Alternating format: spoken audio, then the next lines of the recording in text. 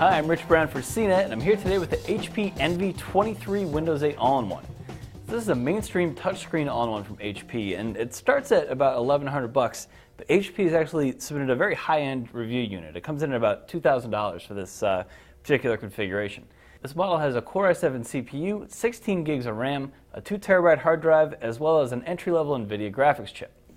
Now, unfortunately for HP, there's nothing here that really distinguishes this system from other all-in-one PCs that have come out with Windows 8.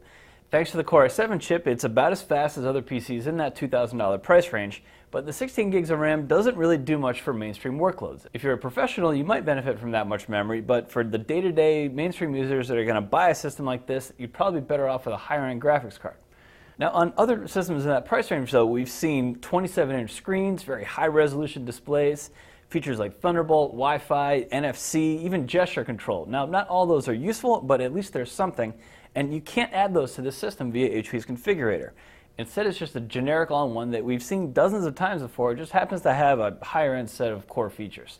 Now, it does get most of the basic notes right.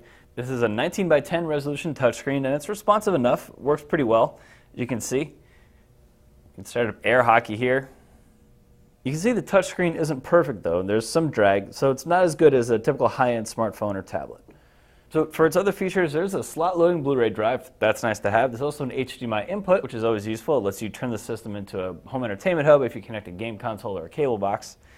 And on the back and the sides, you can see a basic set of ports. There's USB 3, SD card, some various audio inputs. There's also a TV tuner, which is nice to have, but we'd probably rather see some higher-end ports, particularly in this price range. For example, with 16 gigs of RAM, you're certainly targeting higher-end, performance-oriented users, and in that case, a Thunderbolt port would probably make some sense. So in its lower-end configurations, this is a fine, if unremarkable, mainstream all-in-one. At this high-end price, though, HP doesn't really deliver enough to set the system apart from the other competitors in this price range. So I'm Rich Brown. This is the HP Envy 23.